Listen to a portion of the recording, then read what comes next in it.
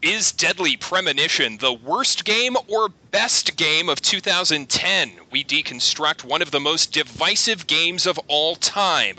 Plus, for the first time in the history of this podcast, I'm sitting in the same room as one of my co-hosts. I'm staring at him right now, and it's not awkward in the slightest. The GameCritics.com podcast starts right now.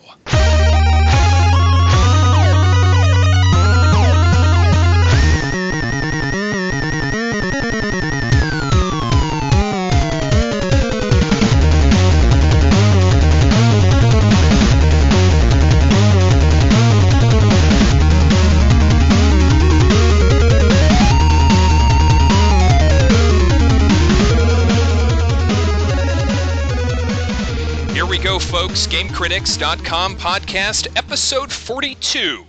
I promise no lame Douglas Adams jokes, except for that one. I'm Tim Spaeth, but call me Tim. Everybody does. That's the first of many lame Deadly Premonition jokes, because that game is our topic this week, bringing it to you, a very special cast. We lead off with Brad Gallaway. Hey, Brad. Hey, Tim. I can't remember the last time I introduced you first. How does it feel? It feels oddly empowering. I think I would like this to be a tradition. You'll have to discuss that with Mr. Chi-Kong Liu, who is on assignment this week, but you know what? We could just decide to do it. Done. I think we just did. Yeah, I think we're done. Rock and roll. Will also join us, it's been too long, it's Canadian folk hero, Daniel Weissenberger. Hello, Daniel. Great to be here, Tim. Dan, you haven't been on in a while. I wanted to ask you, your Halo 3 review, or more to the point, the reaction to your Halo 3 review is legendary. I wonder, what has the reaction been to your Halo Reach review? Honestly, I have no idea. After all the death threats last time, I said if I ever reviewed another Halo game, I was not going to read the reaction to it, so maybe people love it, maybe people hate it. I haven't looked at it. Brad, do you know what the reaction has been? Have you been keeping tabs? I've been peeking at it now and then because I was really curious. I actually liked Dan's review a lot, and I figured that a lot of people wouldn't like it. But actually, it has not even been a fraction of what the hate was for Halo 3. It's been a couple of I totally agrees, and there's a couple you're wrongs, but in general, the reaction has been kind of muted. Maybe there isn't as much love for Reach as people thought there was going to be. Or Bungie isn't paying people as much to love Reach as they used to. Oh. That Dan Weissenberger cynicism, I have missed it so. Welcome back, sir. Thanks. Now, as I mentioned at the top, the final member of our quartet sitting across the table from me, it's a first for this podcast. We've never done this before. I am waving right now at Richard Nyack. Hello, Richard. Buenas noches, Tim. I'm waving back to you right now. Is this weird for you? It's a little weird for me. No, not really. We should tell the audience, just to put this into some sort of perspective, this is actually the second time this week that we've gotten together. Yes, we have done battle twice this week. I hope I have more hit points and have a better strategy this time around for the second fight. People should know we don't live in the same city. You live in St. Louis. I live in Chicago, and I just coincidentally happened to be in St. Louis on business this week, so we got together for a beer on Tuesday night. And then you had already planned a trip here to Chicago for this weekend, and we decided to schedule the podcast, so here we are a second time. And one thing I do want to point out is, above anything else, Tim is a very large man. Like, I am 5'8", and he is at least a foot taller than me. Like, he's been blocking my 3-point shots since the day I met him, and it's really annoying. I don't think I'm 6'8", but I appreciate you saying so. Are you sure you're not 6'8"? I'm nearly certain. So anyway, Richard, it's been an absolute pleasure to enjoy your company this week, and it should make the podcast very interesting. Now, normally at this point in our podcast, Felipe brings in the quote of the week. But because we are downtown, we're actually at my office in a conference room, and Felipe, by court decree, is not permitted in the Chicago city limits. We will not be able to do the quote of the week this week. Richard, would you say it's your greatest disappointment not to be able to meet Felipe? Well, you did show me a couple of pictures of Felipe, Mm-hmm. and man, I mean that guy can rock a mohawk. He can. I mean, I wasn't expecting that. Yeah. He's an unusual cat, and maybe next time if you come out to the house, we'll let him out of the cage. But we'll just have to get right into our main topic, and that topic is Deadly Premonition. We are devoting the entire show to a discussion of this game, and let me first address spoilers. We're going to do the show kind of in two parts. The first part, mild spoilers, nothing that would come close to ruining the game for you. More of a general discussion about the game and sort of the, I don't want to say controversy, but let's say controversy that surrounds this game and the critics' perception of it. The last part of the show, and we will provide you ample warning, will be a spoiler-packed discussion. That's where we're going to talk about the ending, what we think it all means. Again, we will let you know when the spoiler section starts, so if you're worried about that, don't be, but we do want to be sensitive and give some of you folks who are planning to play the game something to chew on here, and that's how we will start. So, why don't we start with a quick description of the game? And I'd like to do something different here. And Dan, I'm going to put you on the spot because I know you can handle it. I'm going to read the game description as posted on the Deadly Premonition website. All right. This is the dry publisher description of the game.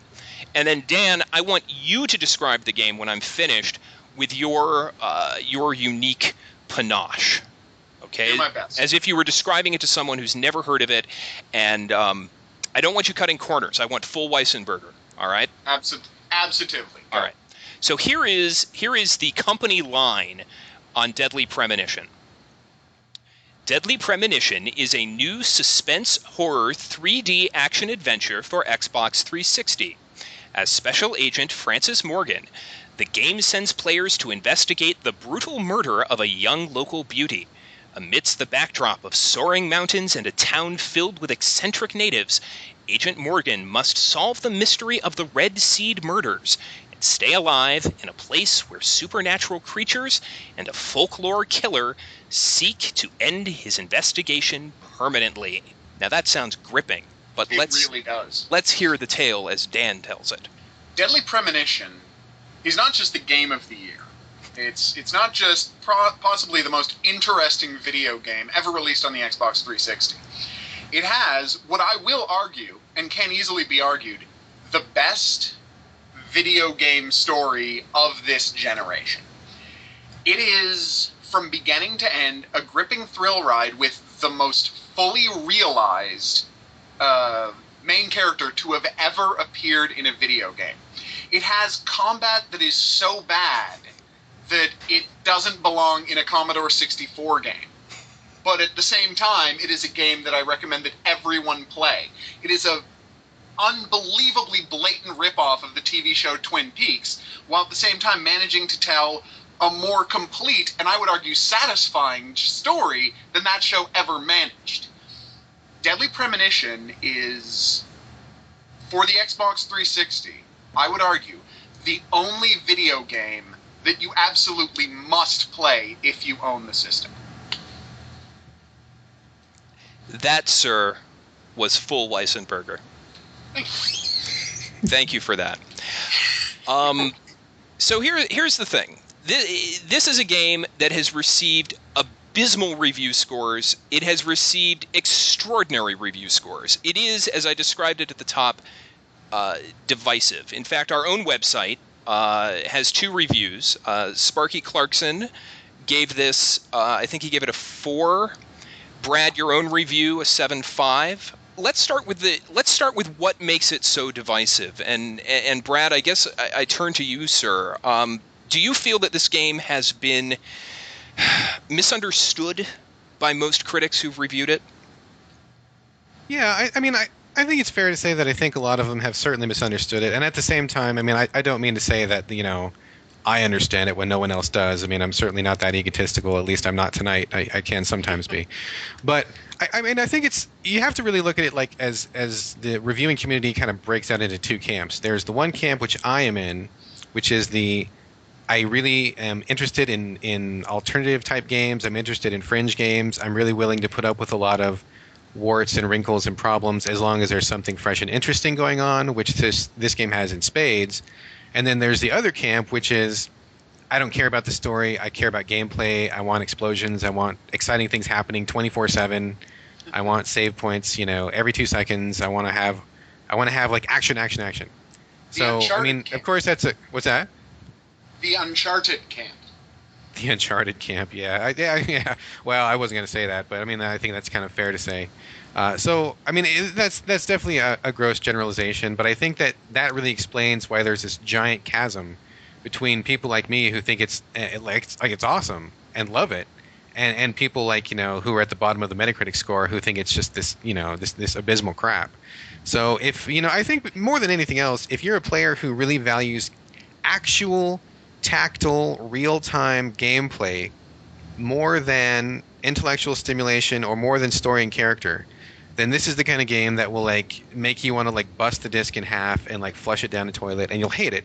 And there's nothing I can say that will sell this game to you. In fact, you probably shouldn't even play it because, like Dan said, the combat is terrible. I mean, the graphics are embarrassing. The game is just like a bunch of rough edges kind of taped together with Scotch tape. So if you can't get past that, it's a big barrier. It's a big barrier for a lot of people, especially people who have been weaned on this current generation because they don't really have the background of what games used to be like that kind of enables you to power through some of the more ugly sections. But if you're interested in really interesting stories, like Dan said, extremely just amazing characterization, gripping writing, I mean, really mature storyline, then this game is absolutely for you.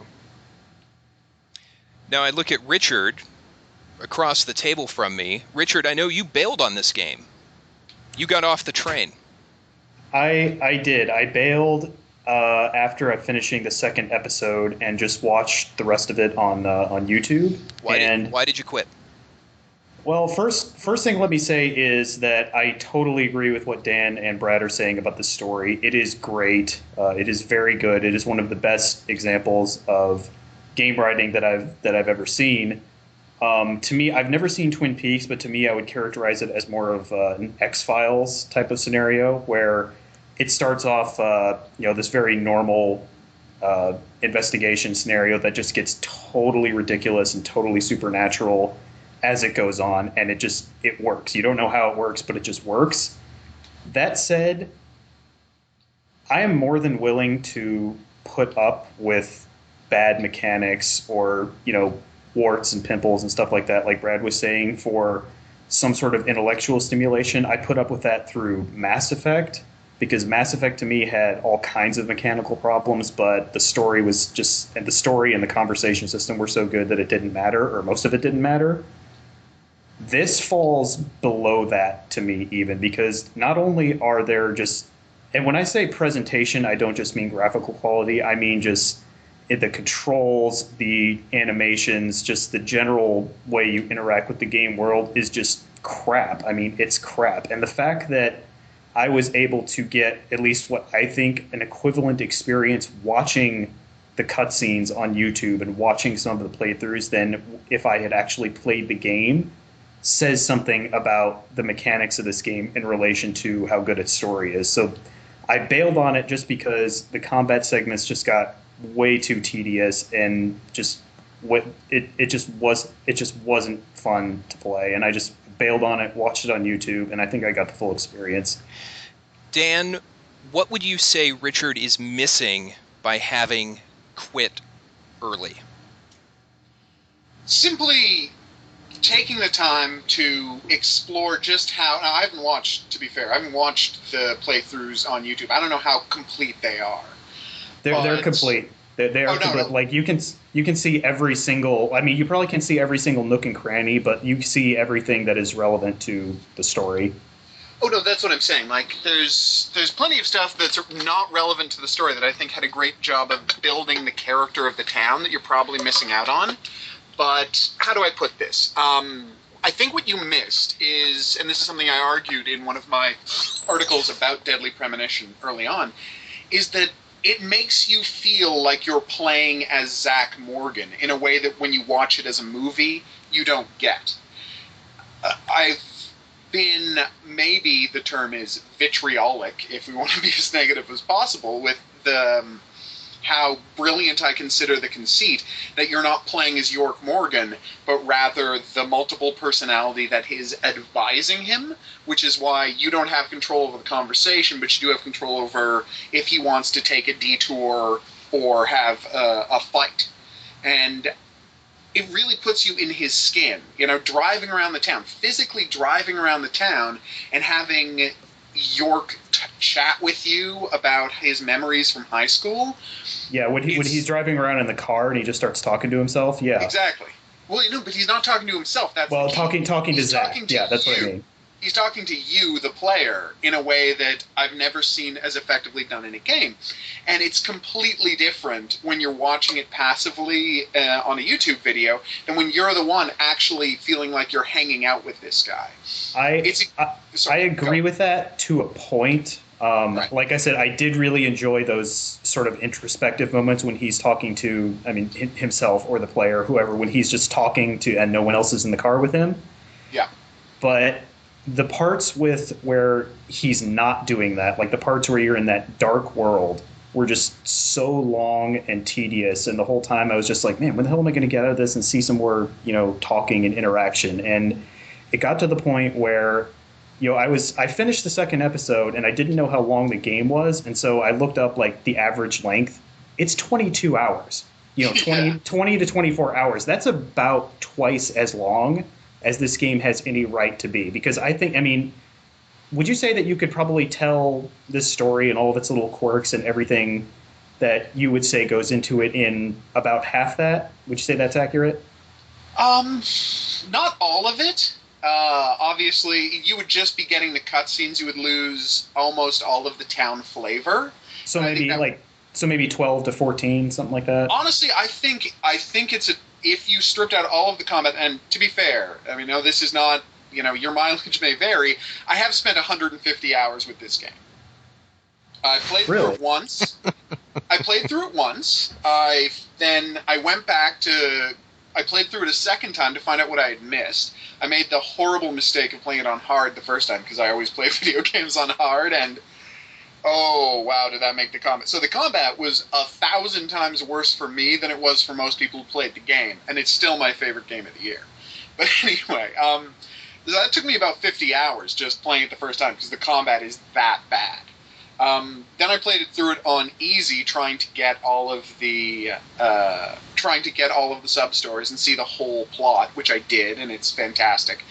And then, because I started writing these articles, I played through it a third time on normal to capture all of the videos I would need to tell the story of Deadly Premonition.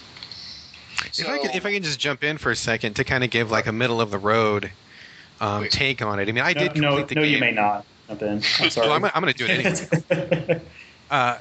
Just to give, like I said, kind of a middle-of-the-road take. I played through the game, finished it, and it took me total about 16 hours. Now, I did some of the side quests. I didn't do all of the side quests.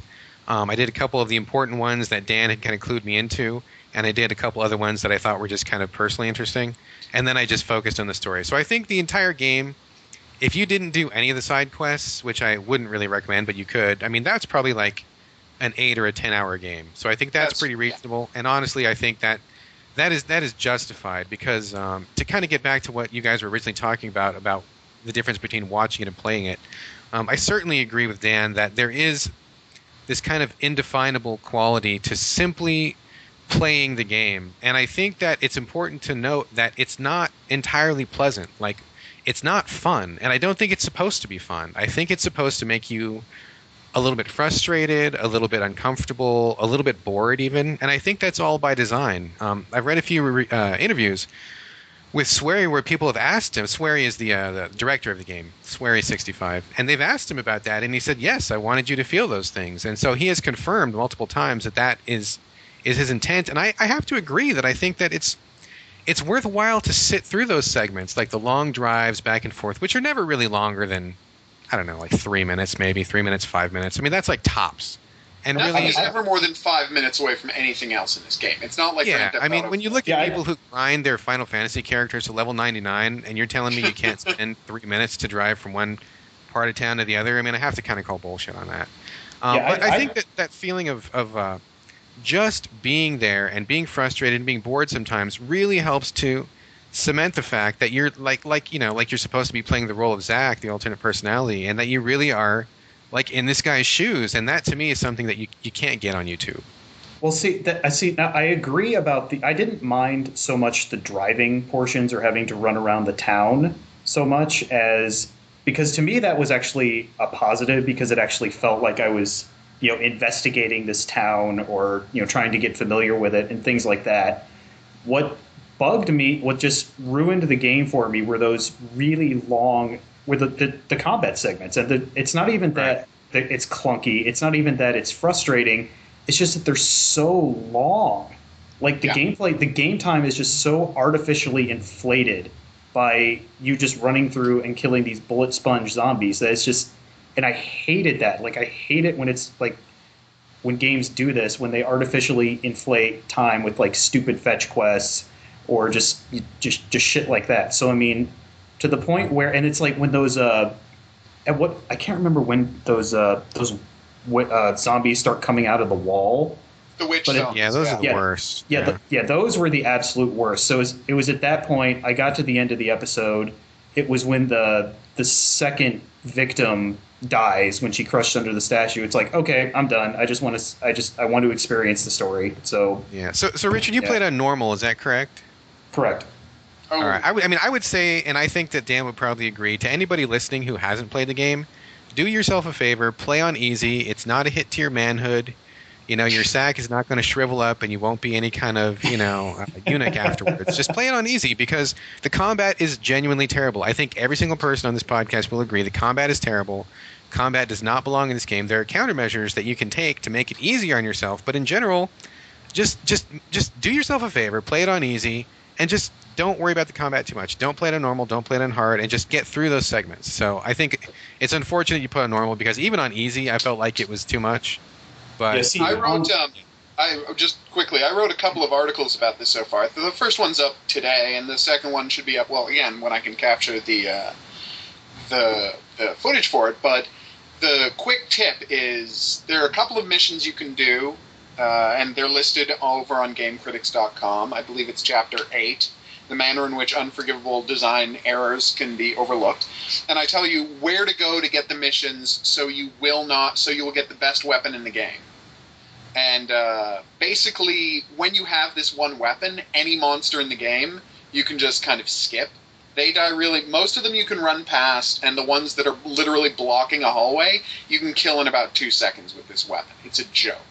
And now, there are the crawling zombies, and those things are god-awful. I don't deny that, at least. But there's only about 12 of them in the entire game. Really? So if you can... Oh, yeah. There are not that many. There's not that many. And if you can put with that... And the thing is, Rich is absolutely right. Remember, I played this thing on hard, and when I got to that goddamn the lumber mill, it took me like an hour and a half to get through what should have been a very brief... Yeah, totally. Knowing what to do, my second and third times through it, knowing what to do, took me about 10, 12 minutes. You can actually zip through if you know the tricks, and that's one of the reasons I'm writing the article, is to let people know the tricks so they can experience the game as it should be, so they don't pull out their hair and give up the way Richard did. No offense. Again, it's not an attack on you. I just think people will have a better experience if they flick it to easy, learn the tricks, and just enjoy the whole game. Totally. Richard is exactly right. Everything he says is true. Yeah. And Dan is also exactly right that if you know the tricks, you can make it easier on yourself and you can get through those hard parts like a lot simpler, a lot quicker. Yeah, for sure. Yeah, I mean, I play it on normal, not to just make it hard on myself because I want the intended baseline experience. Like I don't necessarily want to have my hand held throughout the game because it's not necessarily that I'm afraid of it being easy, but I just don't want like the game to just give me the solution outright. So without knowing that this combat was awful, and easy is really the only way to play. I'm like, oh, okay, I'll play it on normal, and normal turned out to be a vast mistake. So yes, I mean, I totally agree. If you are planning on picking up this game and playing it, for the love of God, play it on for the love of Play it on Buddha, easy. Yeah. for the love of whatever Make it easy. deity you may profess yourself to, play it on easy. Oh, and I just want to stress that you got to remember that I haven't read any interviews with Swear. In fact, I've read no supplemental material. I mean, until I'm done these articles, although I may get a chance to interview him, who knows? I want to make my articles about the game itself, and I can't wait to delve into all of that subsequent material, but there's a level of ineptitude in this game design that I find startling. You know, that the combat is in there at all. Like, you could not tell me that the combat is intentionally this bad. It has to be a horrible error. I mean, when I look at how inept so much of the game is, I'm like, it seems like stuff was thrown in at the last minute that because they just had to throw it in there. Like, for example, the leaderboards of the game. Yeah. It's insane. So I had never done it, but Brad asked me, hey, what's your ranking? I'm like, I don't know. I never bothered loading it up. So I load up the leaderboards. Apparently I'm 18th of the 50 people who have bothered to upload to the leaderboards or whatever. So No. There's at least like 100 because I was number 94. So there's got to be at but least that many people. So here's how inept this thing is.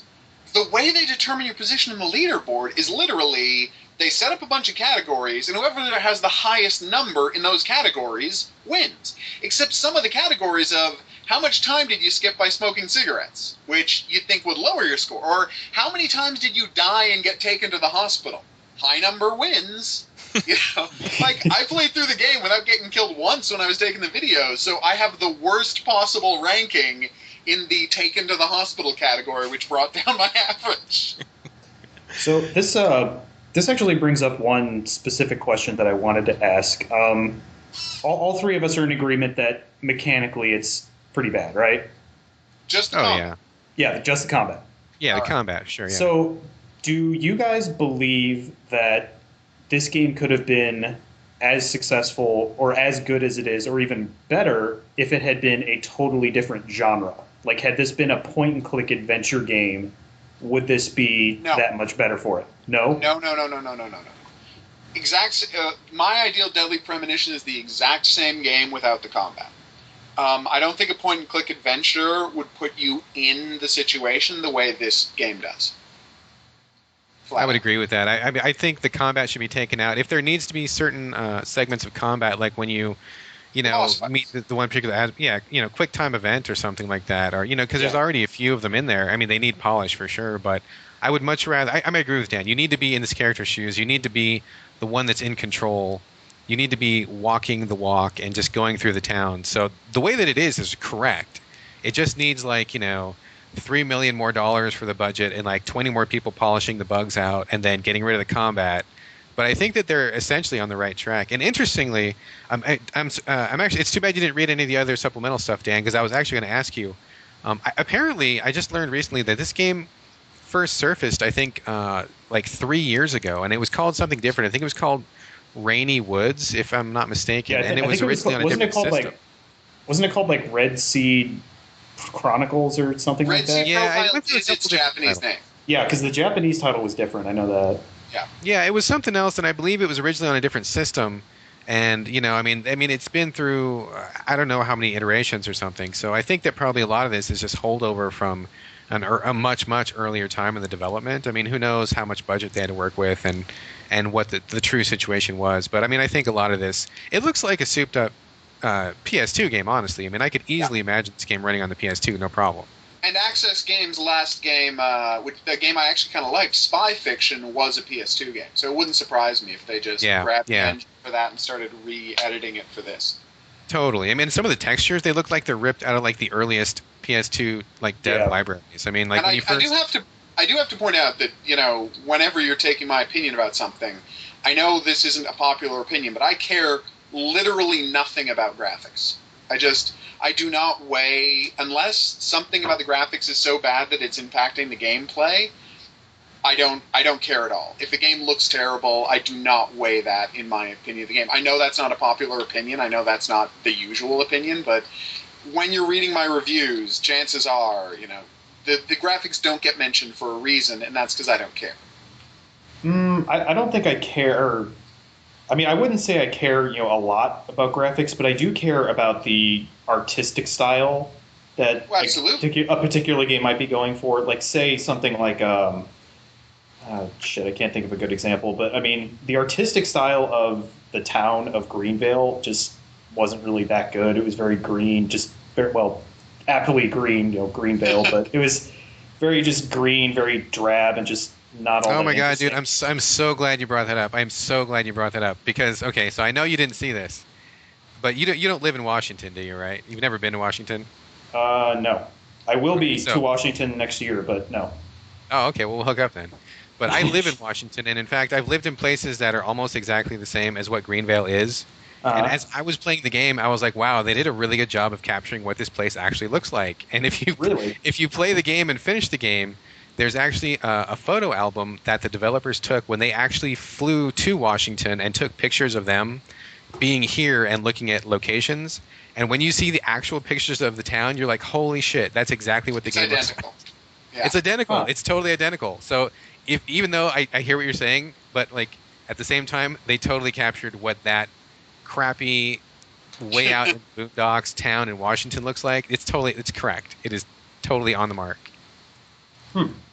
Yeah, Good to know. I thought it looked fantastic because I've spent a lot of time in northern Ontario and it's full of towns just out in the woods that look just like that.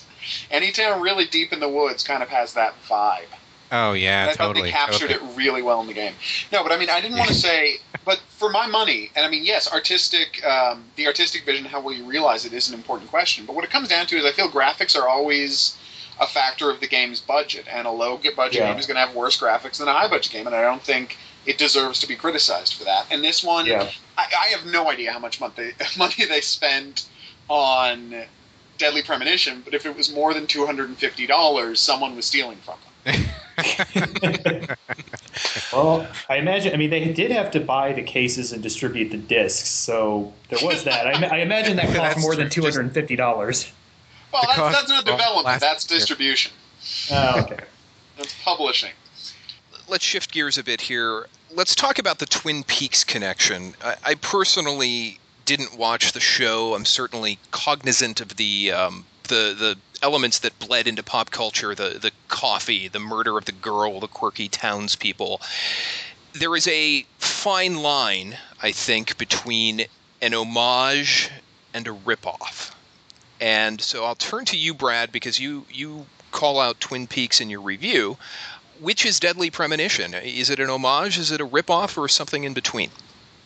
To me, it is like the most heartfelt, most like deeply appreciative homage that could ever exist. I mean, to me, it's not a ripoff at all. I think it takes the same ideas, the same themes, the same flavor of the show.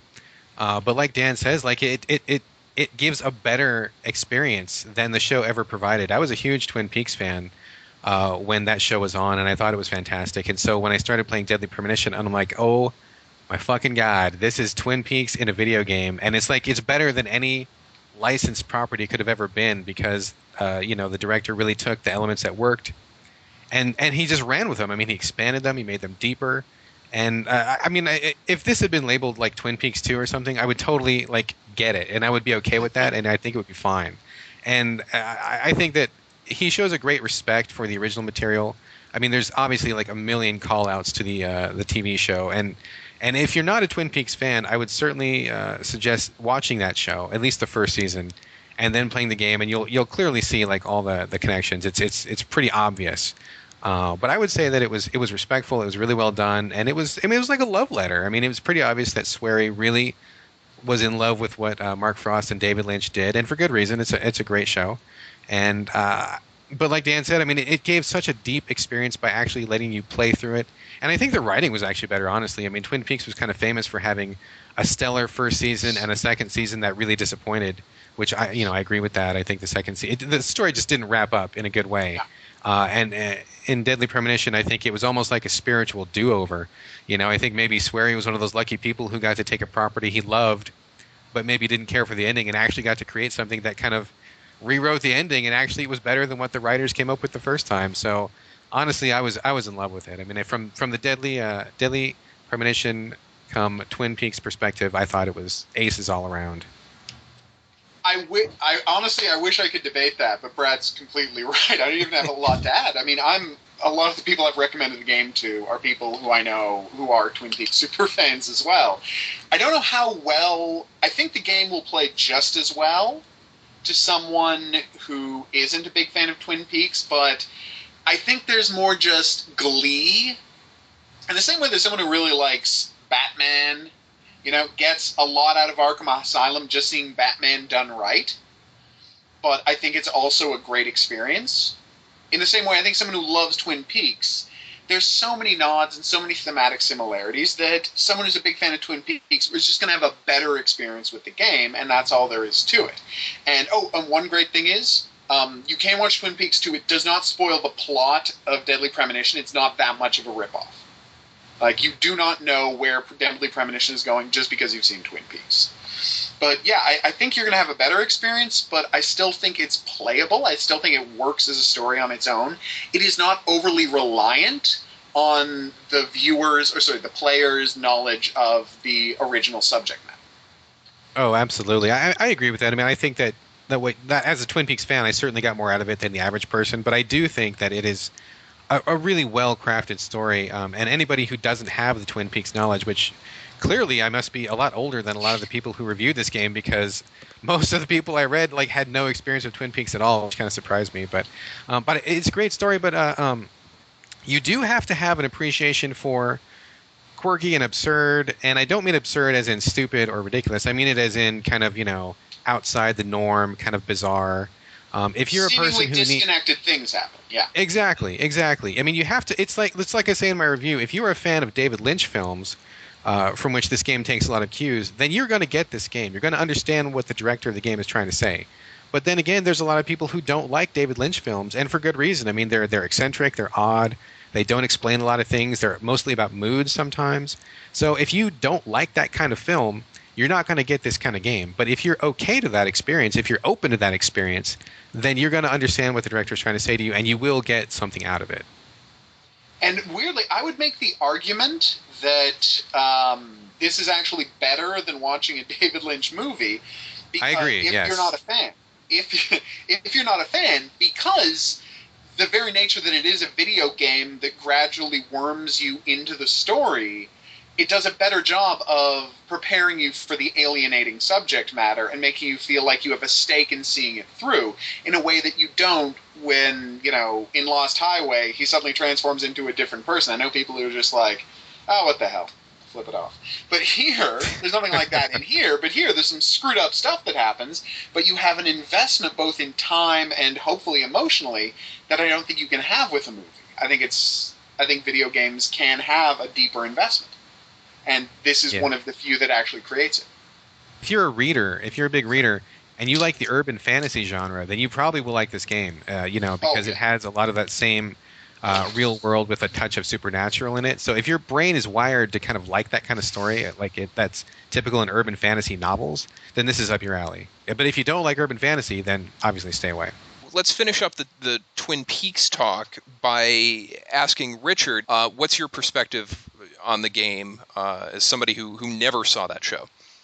Well, I mean, like I said, the only thing I've ever seen of Twin Peaks was a Saturday Night Live sketch parodying it, which I'm pretty sure aired in 1993 or 1994 or something like that. So I didn't know any of that. Honestly, when you guys said Twin Peaks, I had no clue what you guys were even talking about because I didn't even remember it first. Dude. But I'm not that old, Richard. Now. I'm really not that old. Seriously. I'm not saying it's bad or anything. I literally didn't know anything about it. But I can walk across the room and punch him in the face, Brad. You say the word and I'll do it. It's okay. All right, whatever. So as I was playing the game, I was getting, and tell me if this sounds crazy or not, I was getting, like I was saying before, just a huge X-Files vibe about just mainly the way that York was acting, the track that the story was taking, just kind of being, he's going to some town to investigate a murder, which seems normal enough, but then it just gets, progressively weirder and more supernatural at the end, where it's just like, I mean, the ending is just, I mean, we're not in the spoiler segment yet, but the ending is just like, oh my God, just what the fuck happened? So that part actually worked for me. Like, I appreciated it as sort of an X-Files-y-ish thing. And interestingly, the tone you're talking about there is the tone that the X-Files largely ripped off of Twin Peaks. So yeah, I was going to say that exact thing. So. Did it? Oh, completely. Yeah, it was. Totally. Twin Peaks is a big piece of inspiration for the X-Files. I encourage you to check out the first season. Then I guess you could say we agree. Then. Completely, we agree by proxy. Yes. by the transitive property of Twin Peaks, we agree. I feel bad. I've never seen an episode of the X-Files or Twin Peaks. Seriously? Yeah. But you guys want to talk about Star Trek or something? Maybe next time. So, Dan, you have written thousands of words about Deadly Premonition. I want to know, at what point on your first playthrough did you realize this game was special? Oh God, almost right away. You know, it's weird because I watched the whole opening movie, and I don't think I've ever seen a video game that tries to, in the way you so often see in film, really artistically depict themes within a murder victim. You know, so that alone hooked me. Then I got into I got into the opening movie, the introduction of York Morgan, and just being, first off, just the nerd in me. You know, by the way, sitting here right in front of me as I record is my own York Morgan lighter. I went out and had one made because I saw that lighter and I'm like, who is this guy? And then the car crashes and it becomes a terrible ripoff of Silent Hill. And so I'm playing it and I'm like, I don't know if this is the best game I've ever played or the worst, because everything before the gameplay started was just incredible, and then the gameplay was some of the worst I've ever encountered. So I pushed on through it. I hadn't weighed in, and then there's a point I talk about in one of the articles where I walk out of the town and it's dawn, and they're like, "You're 500 meters away from your destination point. Run there while along a rainy highway, a wet highway with the absolute right Foley work for footsteps running on wet concrete." Like, really good Foley work for that sequence. And I realized that this is a completely special, this is an experience I've never had in a game. This is a peaceful moment out in nature. I'm not being attacked, I'm not being threatened, nothing's blaring at me, there's not a little blinker. This is just, they want me to be here in this town at this moment. And that's when I knew that this was something completely different and special, unlike anything I played before.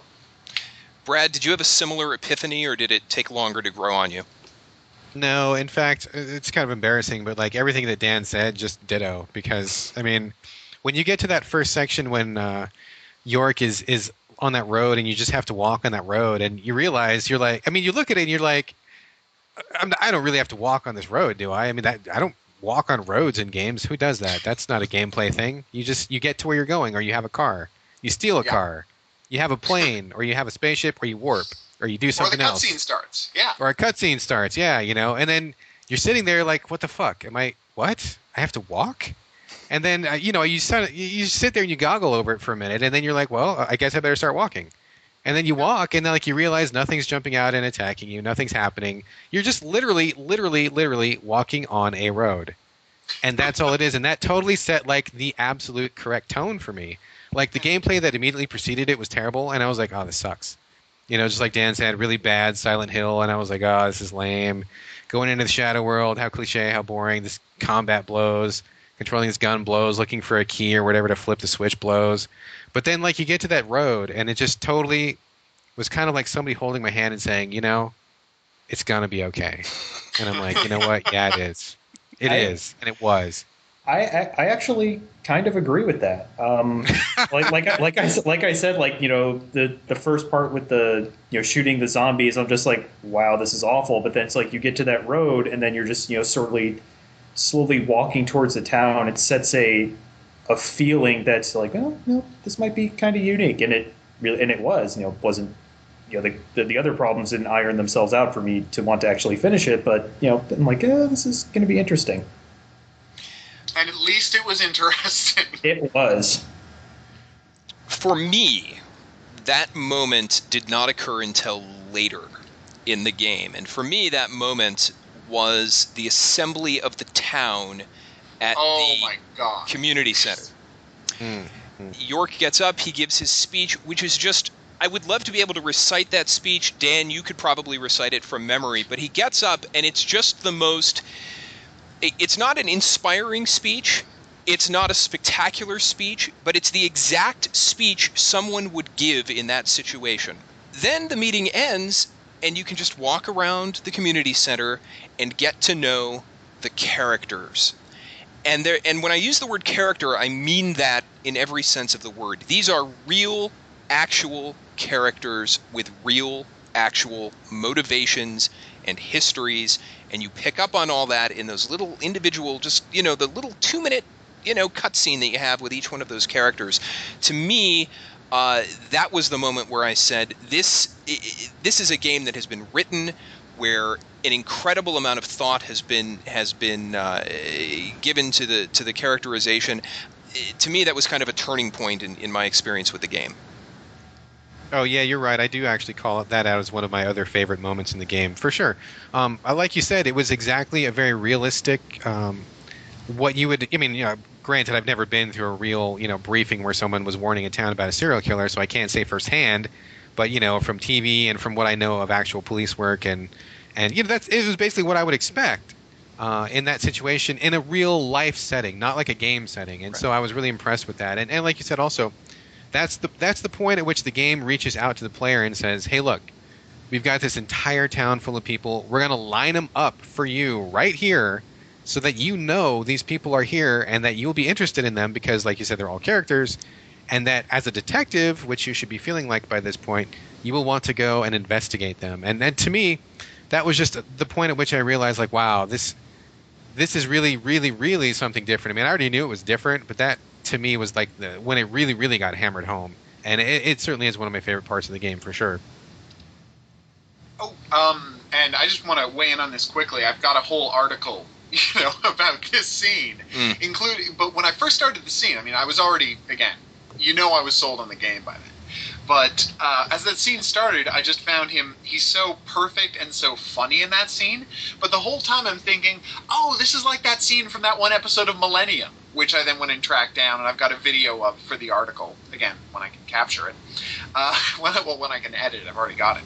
But the idea, what I love then, again, it's what makes this so much better as a video game than as a movie, because in a movie, just like in that episode of Millennium, he would come in, he would give the speech, it would be weirdly funny but morbid and entertaining, and then we would cut to the next scene. But the fact that, as you said, he can then go around and talk to every single person that was there and get into their stories and learn something about them, it really makes you feel like the whole world of the town is open to you in a way that no other genre no other medium provides. And yeah, it's because, and I think that the reason we're talking about it like it's such a key and pivotal and, special scene is that it's a scene we've seen before 100 times, but it's a completely new take on it, and it's putting it in it in the way that in real life you hope never happens, but in fiction, you've never been allowed to because there's always another scene to jump to,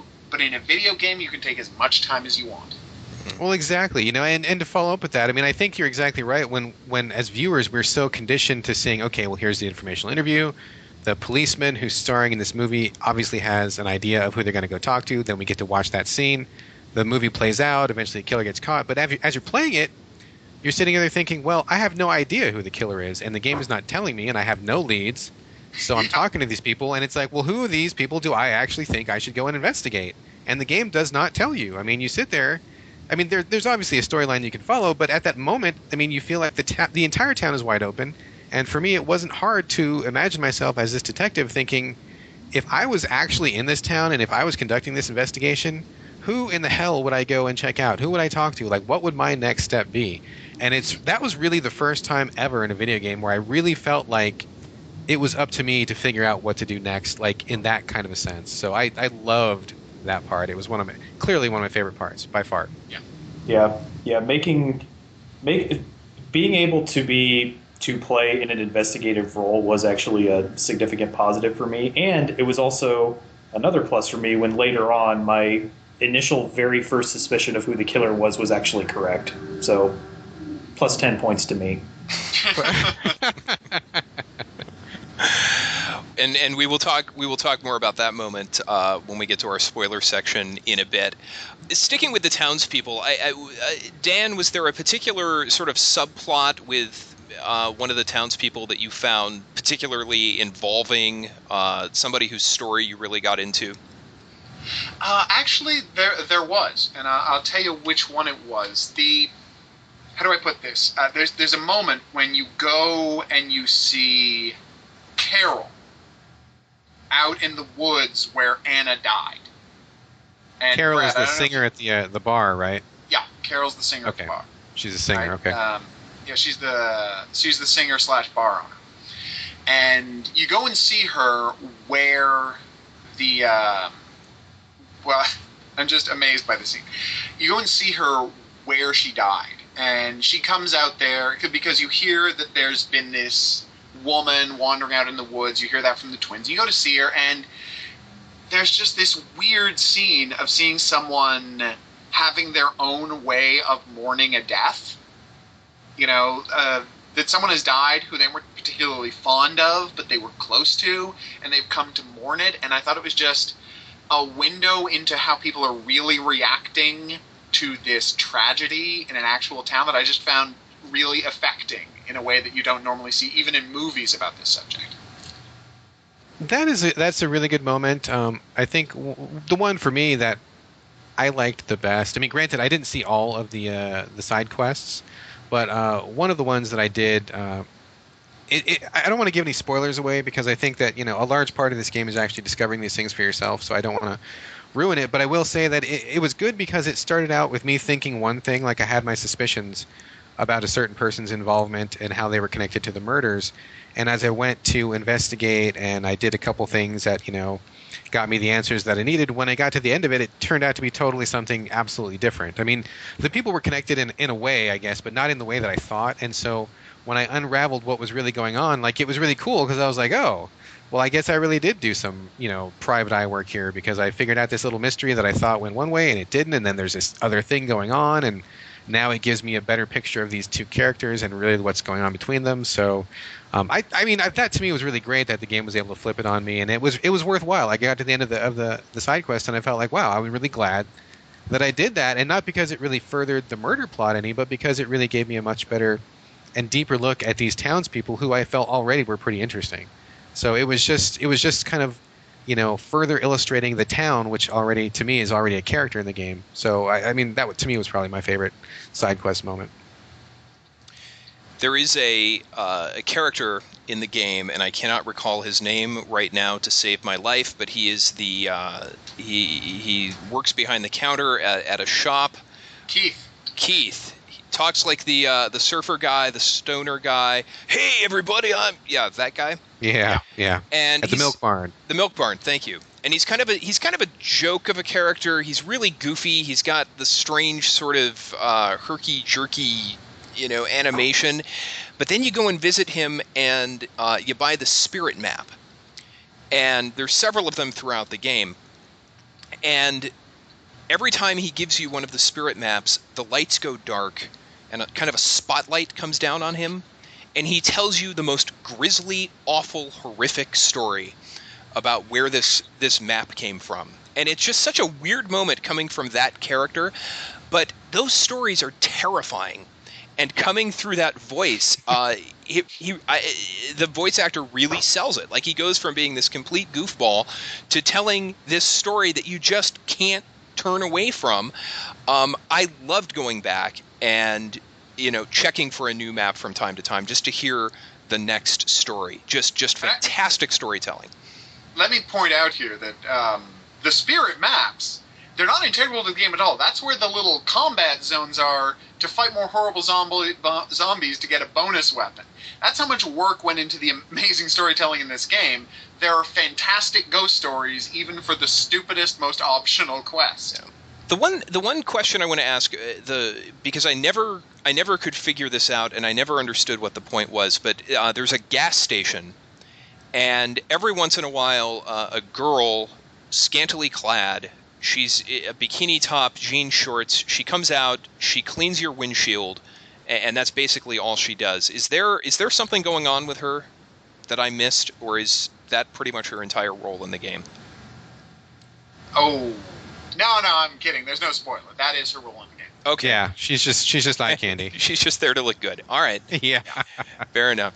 And a cigar is just a cigar, Tim.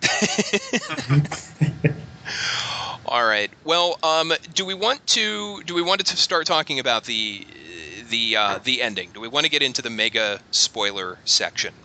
It's I think we probably must. time. All right. Let's do it. Let's do And it. Can we just pause to? I can't stress how much a better time you will have with this game if you don't listen to us talking about it and don't check it out on YouTube. This is my last plea on this podcast.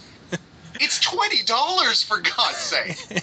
Playing this video game, having a copy of this video game will improve your life more than having $20 will improve your life. Okay. No, that's very true. That's very true. Very true. And read Dan's articles, because he tells you exactly what to do to make the combat and the traveling much easier. I would also put in a plug to buy the first Spirit map that comes out, because I think that having the weapon that comes from that is really helpful as well.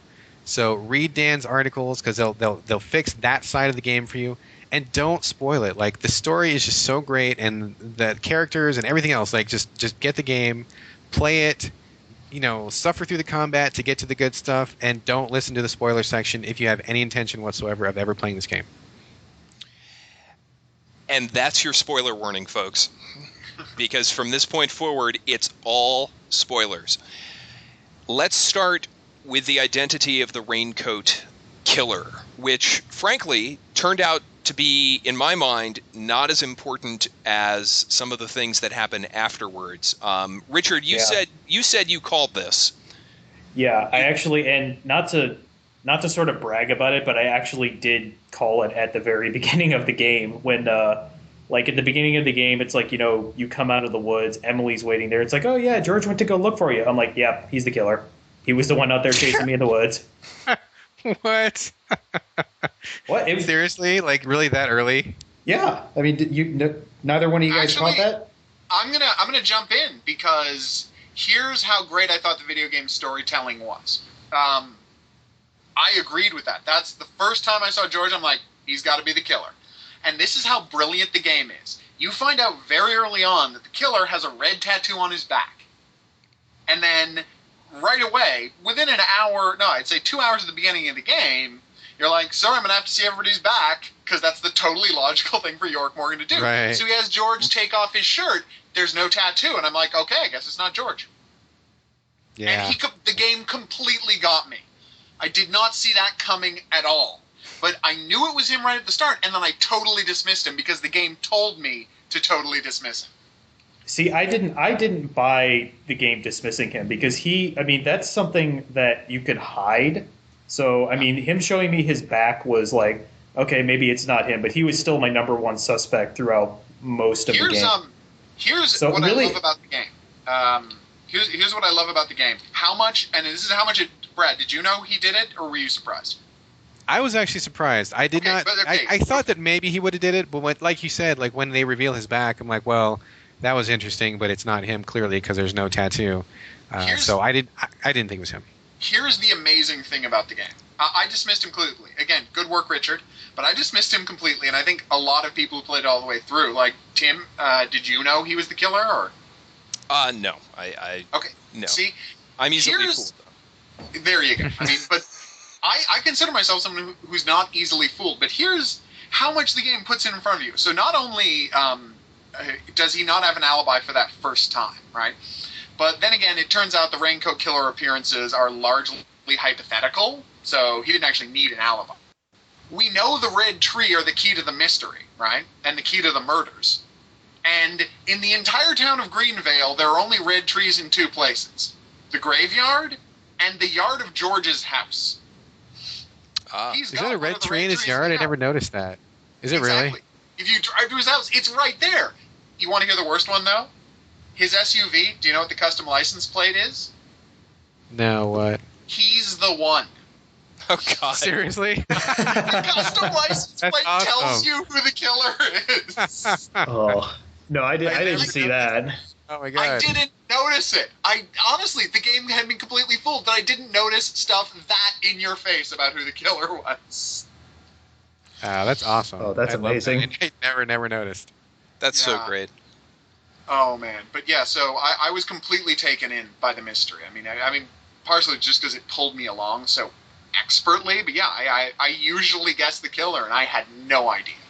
Yeah, at the beginning of the game when like George just isn't there with Emily when you walk up, it just pulls like a Jade Empire where it sort of drops the hidden villain on you at the very beginning of the game, and it's fairly obvious. But interestingly, where in Jade Empire, that was actually a huge negative for me, because it's like they reveal the villain, much later in the game, and it's like, oh well, I already knew that.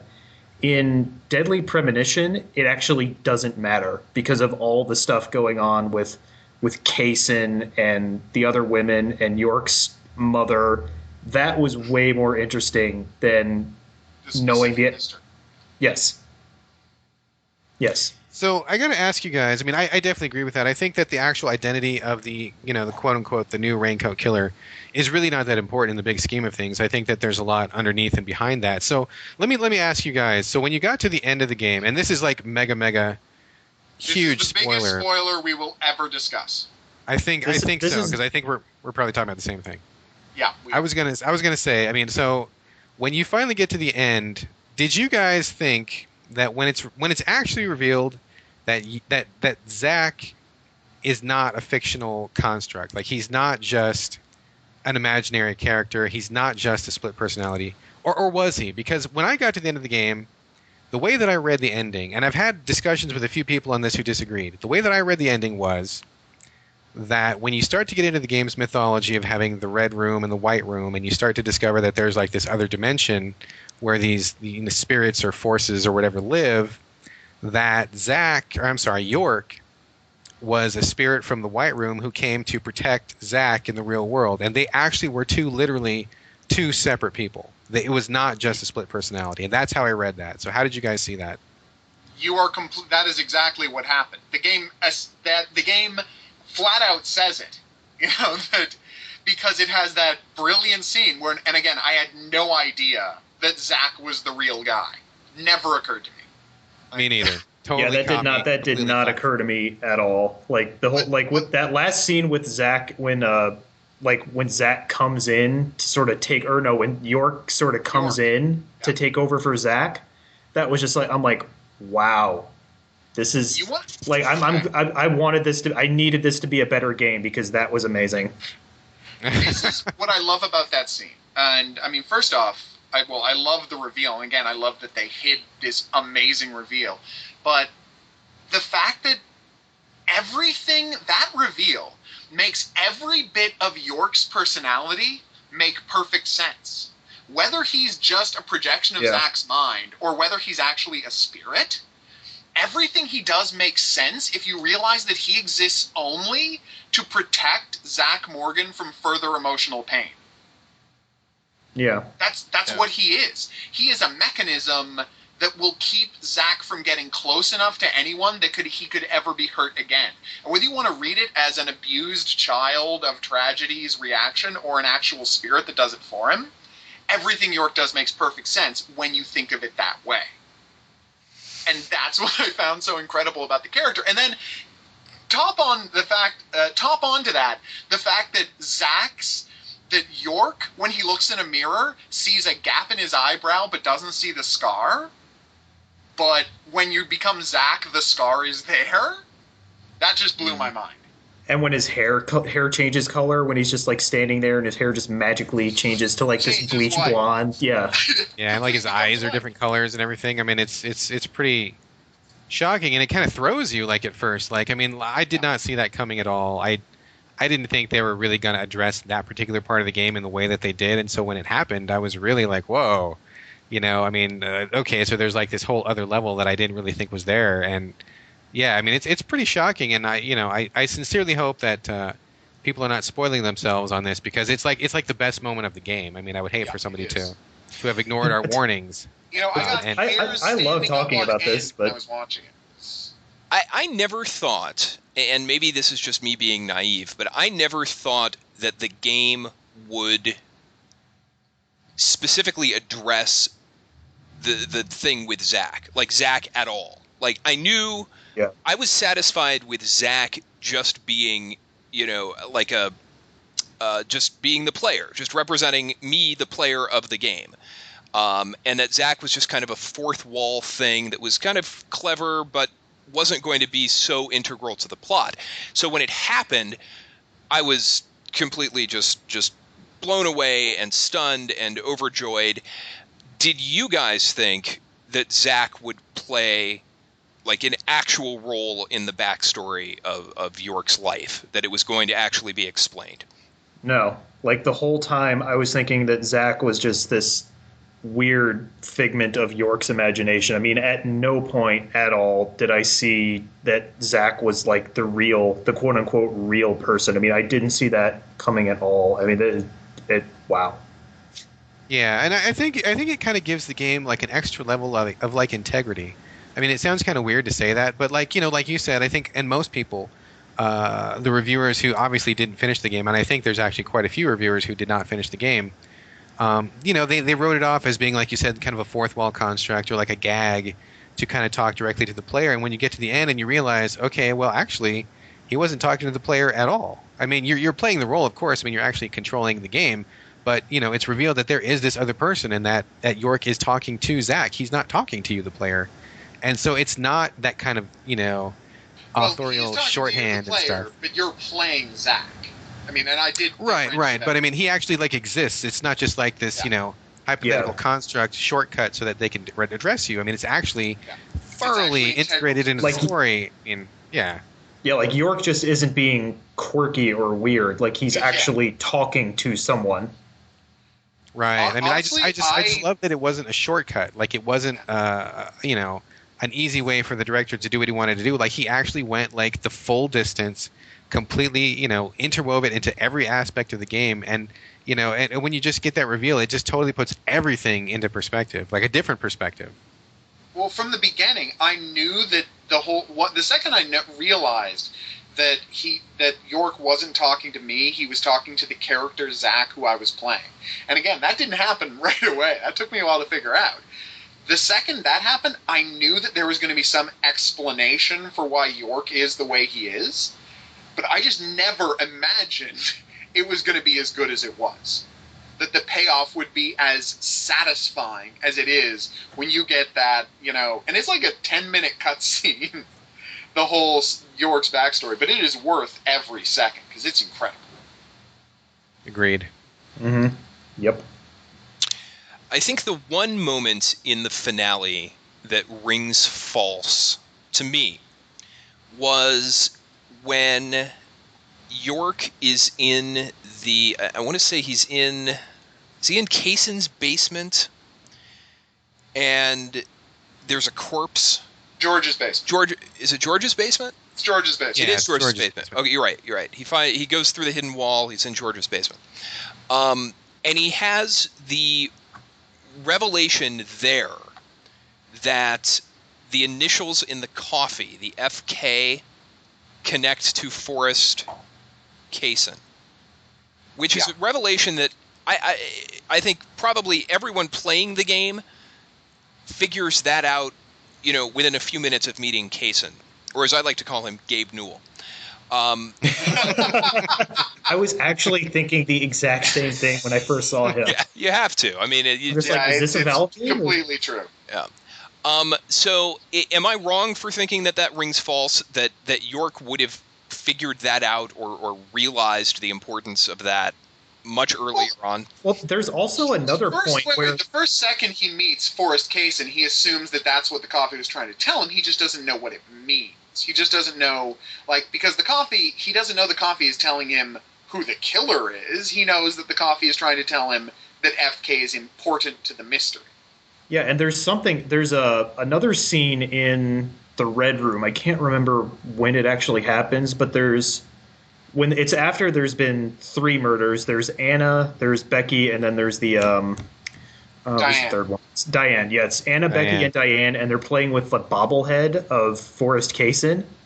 And you're just like, he's obviously involved in this somehow. So, well, actually, another thing that's interesting is at the very beginning of the game, the absolute first thing that you play when you're in the White Room, the Red Room, there's a bunch of there are little miniatures, not bobbleheads, miniatures sitting on a map of the United States where all of the red killings are, and they're little Forrests dressed in different outfits. Now, by the time I met Forrest, I had forgotten that about the game. But again, they're letting you know that he's the one responsible for, in the very first scene of the game, they tell you that Forrest is responsible for all of the Red Seed killings that York is investigating. Which is weird. But he doesn't put it together, but they let you put it together immediately. And again, that's another bold thing I think the game did, because I forgot about it. Yeah, I totally hear what you're saying, though, Tim, because for a moment, I kind of had the same reaction you did, and then I realized that it was like Dan said, like he originally puts it together, but then he thinks it means something else, so that when you get to the second reveal, he finally gets what the coffee was trying to tell him the first time. So I kind of did the double take like you did as well. Okay. Yeah. Is there is a choice in the climax? I think right before the final boss fight. Yes. Where you can choose to shoot yourself, or shoot Emily, or shoot Kaysen. Does it make a difference? I chose to shoot Emily, and of course he doesn't. But is the result the same no matter which? It's game over if you do anything else. Yeah, it is. I chose something else myself. Okay. I was like, shoot Emily, fuck that. I'm shooting Kaysen. What are you guys talking about? And yeah, it's like a game over. It's interesting. It's actually a good game over, because when you do that, he actually starts. It's like a short cutscene, and he tells you a little bit about himself. And I thought that particular brief speech was actually kind of cool. But yeah, it's a game over. Yeah, and it's a game over because you've already been shown in the story what happens if you don't kill her. That there's no happy ending to this in any event. And again, the fact that there's no happy ending, and the feeling that there's no happy ending there, was another thing that I found was so intense about the game. And then when we do get the epilogue, it's what I found the most just heartrendingly beautiful. I agree, man. I totally agree that it was like a really dark ending, but at the same time they redeemed it at the end. But it didn't feel cheap, or it didn't feel forced. It didn't feel like when I got to the end of Eco, and I thought, oh my god, huh? No, at the end of Ico, where it's like, oh no, she's not dead. Yeah, like it was a cop out. I was like, what? That's a total cop out. Like it totally undercut the emotional significance of the moment. But in this instance, even though they kind of did basically the same thing, it didn't feel cheap to me. Like it felt like it was. They didn't, because again, she is dead. Right. But she's happy dead. Like it's okay that she's dead. Yeah. So it's not. She's happy dead. God, yeah, she's. No. But she's not sad dead. She's happy dead. This is the least. This is the least, the least manly thing I've ever admitted. But when they cut to the shot in the afterworld version of the diner, I teared up a little, because I just thought that was a perfect ending. I thought it was amazingly emotional, but at the same time just perfect and beautiful. Like, I loved that ending. Yeah, I did too. I was, and it was so much more satisfying than what happened at the end of Twin Peaks. And like I said at the beginning of the podcast, like to me, it was almost like, as being a Twin Peaks fan, like it was almost like redemption, for liking the series, the TV series so much. Like this guy, obviously a fan, obviously felt the same way that I did, and he was able to to fix that, and it was doubly emotive for me. I did not get close to tearing up. there were some points where I thought I was going to, but I didn't. I wound up not. So Well, that's because you did not. When you don't actually play the game, you don't feel as close to York and Zach. So, but I did feel close to him. I just didn't feel enough to get that I'm sort not of saying you emotional didn't feel response. close. I'm just saying you I don't. mean, you're telling me I don't have a heart, and I totally understand. I'm telling you that, and this is a point I made earlier in the podcast. You don't. The reason you have to play this game is because you don't get the emotional connection unless you actually play the whole time. I don't really agree with that because I mean when I stopped after episode 2, I kind of felt that I'm like, okay, I'm really involved in the story. I don't want to deal with any of the other shit this game is going to throw at me, so I just went and watched it on YouTube. So to the point where my emotional involvement, I guess, carried over to YouTube. Yeah. It was the transitive property of Xbox to YouTube. So at the end of the game, it still felt like, and I am making a fist that Tim can see so I can sort of exemplify the emotional reaction that I had, but it felt like I had played through and I was watching that end scene and I'm like, wow, this is really sad yet somewhat happy at the same time. Yeah. Okay, good. Well, guys, we are rapidly closing in on our time limit here, so I want to ask one more question of each of you, and then give you a chance to say maybe address a point that you were hoping to talk about but haven't had a chance to yet.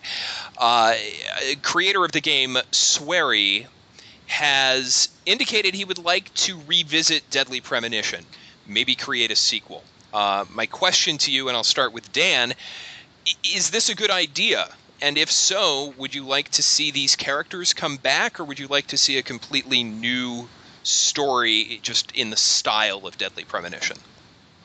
New story in the style of Deadly Premonition. I'd be fine if this guy wants to tell another murder mystery story about where these red seeds comes from and let us know a little more about what exactly Kaysen was. That's fine by me, but he would have to be even more brilliant than I think he is to find a way to get Zach Morgan back without it feeling like it's undercutting the ending of this game. Brad, what about you? I would have to agree. Although I love York Morgan, I mean, seriously, one of my favorite characters of all time. I would love to actually have a game where I could play with him again and have it be as high quality as it was this time.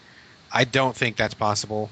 So I would be up for either a completely different story with the director at the helm, or maybe even a prequel. I mean, they kind of make some allusions that Zach's dad, was this kind of a super agent too. So maybe something to do with that. I certainly wouldn't mind revisiting the mythology. I would like to know more about that for sure. But I think, I mean, again, I'm just parroting what Dan said. The ending was so picture perfect. It was so well done. It was so amazing. I don't want that to be ruined. And if there was ever another adventure that just wasn't as good, it would kind of take away from it for me. So I think maybe a prequel or just a totally different story would be fine. Different characters, different location. I would, and I was thinking this as soon as I wound up bailing on Deadly Premonition. This is a game that is begging for a remake because this story deserves a better game to tell it. So if he wants to take this story, take the exact same writing, take all the characters, take all that, keep it exactly the same as it is now, and just put a different engine to it, just make it more streamlined, get rid of the fucking zombies, do that because this story deserves it. I will buy the game again. If he does that, I will gladly. I would buy that. I would buy that in a second, and I would play through it. I feel like as awful as some of the elements are in this game, some of the gameplay elements, and we haven't mentioned the map, and that to me... Oh, God. Yeah. The map is an atrocity. It's terrible. It's terrible. I know. It's bad. Oddly enough, the two worst game maps I've ever seen I've played this year, Deadly Premonition and Hydrophobia. It's just the map. I knew you were going to say Hydrophobia. Yeah, the maps are just so completely worthless. It's amazing. Yeah, it's painful. It's physically painful. Amerigo Vespucci would cry at such terrible maps. The funny thing about the map is that, honestly, by the end of the game, I now know Greenvale like the back of my hand. I can drive anywhere. I got so used to driving from place to place without looking at the map that now I just know the whole town. Well, After 150 hours. 150 hours, yeah. Hope so. Yeah, it happens. So, yeah, I was just going to say, taking all those bad elements, to me, it's now part of the charm of this game, and I really feel like any sequel or remake or side story would cheapen the original experience. I kind of feel the same way about like BioShock sequels cheapen the original experience. I won't go near BioShock 2. I don't think I would touch a Deadly Premonition universe game. Like, Deadlier Premonition. No, I'm not going near that. Deadlier Premonition, Emily's Revenge. Exactly. Or something and then a subtitle, a Deadly Premonition game. Whatever. I'm not going to go near it. It won't exist for me. Yeah, I don't think that Greenvale really has any story left to tell, to be honest with you, because I mean, what else is there to say after that? So I don't think I don't think a sequel would really work. Yeah. But I would love to see a remake of this game. So I am going to give each of you, let's say, 90 seconds. And if there are any points or observations that you would like to make that you haven't had a chance to get in, now is the time. Dan, I will start with you, sir. Your final thoughts on Deadly Premonition. Okay, quite simply, the final thought is if I hadn't made it clear enough already, this is a game that everyone has to play. Right now, sitting here in my house, I have 20 copies of Winback, between Winback, Dead to Rights, and Alone in the Dark. Because these are all games that, for one reason or another, I feel that everyone has to play, and I can pick them up for $5 each. So whenever I see a copy, I buy it, and I give it to somebody who doesn't have it yet. In a couple of months, when I start seeing copies of Deadly Premonition for $5 to $10, I'm going to start collecting copies of Deadly Premonition for the exact same purpose, because this is a game that everyone has to play. It honestly is. I'm willing to spend my own money for other people to play the game. Right now, and willingly. Honestly, if after I've done that, you want to send me an email saying, can I get one of those Deadly Premonitions? Once it's $5, sure you can. By all means. It's you, whoever you are. If you're listening to this, you should be playing Deadly Premonition instead. Beautiful. Beautifully said. Richard, your final thoughts. Well, first off, I played Winback 2, so Dan, fist bump. So, second, Deadly Premonition is kind of the Funhouse mirror image of Heavy Rain to me, in that Heavy Rain was ruined by horrible characterization, horrible writing, and everything else, but it managed to frame a lot of its individual scenes and its flow fairly well. It had some significant problems with it, but I thought it worked for the most part in that regard. Deadly Premonition is the total opposite, in that the story and the characterization and all the writing and all of that stuff is fantastic, but everything else is just terrible, especially when you get into the freaking combat situations. I mean, when I was playing this, like, in my head, I was comparing it to Heavy Rain the whole time, and for the first couple hours, I'm like, wow, this is going to be what Heavy Rain was trying to be and totally failed to be.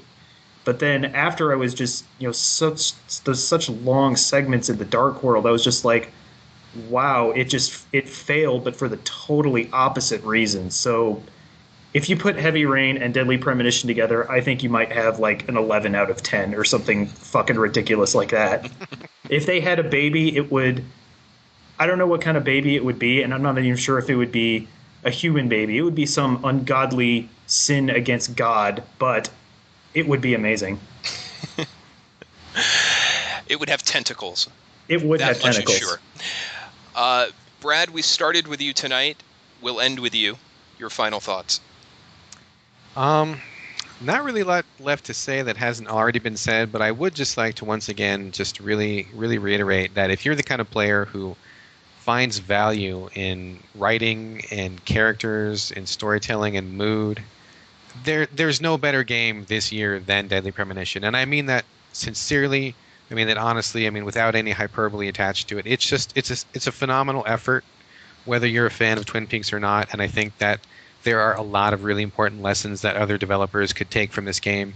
I know that, a lot of jokes have been made at Deadly Premonition's expense, and, a lot of people kind of see it as a joke, and a lot of people really misunderstand what it's trying to do. But if you're one of those people who can see past that, forgive all of the rough edges, and really get to the heart of what Swery 65 is going for, I mean, Dan's not kidding. I mean, it really is kind of the game of the year. So if you haven't checked it out, please check it out. Absolutely.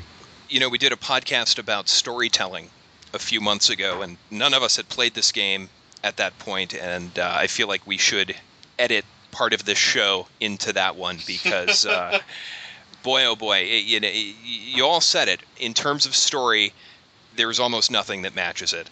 Again, $20, folks. Get to the store, buy it now. Deadly Premonition. Now, if you have played it, we want to know what you think about what we've said tonight and your thoughts on the game. You can leave those comments at GameCritics.com. You can also listen to the show there or through iTunes or through Zune. I always say if you're shy, just send us an email. Tell us what you think that way. Podcast at GameCritics.com. That's how you can get a hold of us. Boy, oh boy, guys, we're out of time, so we have to say goodbye. Dan, thanks for coming back on. We always love to have you. Hope to have you on again soon. Fantastic. My pleasure. Any chance to talk about my favorite game, I will take. Rock and roll. Brad, always a pleasure.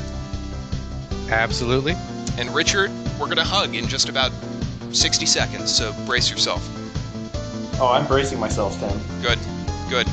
Don't brace yourself that hard. It's embarrassing. From all of us at GameCritics.com, thanks for listening. Keep the love alive. Good night, and bon chance.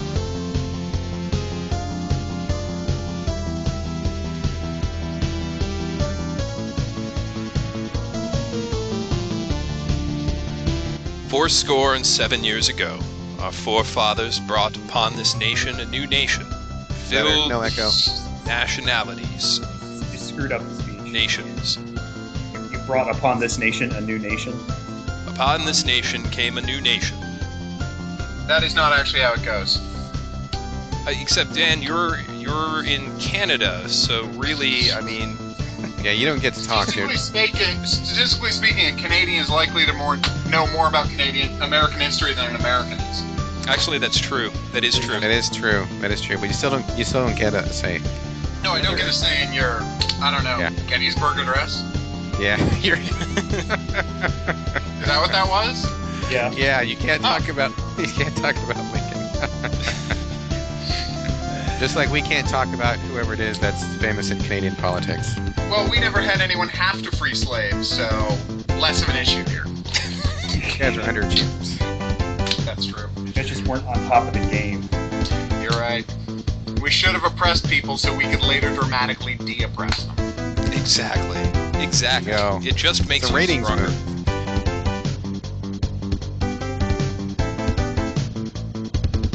I am talking.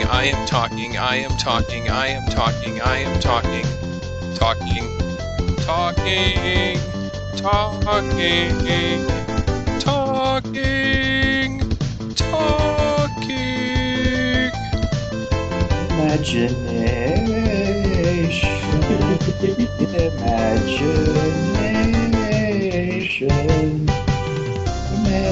No, wait, that's where he went up. That's where he went all flat. Oh, okay. Imagination.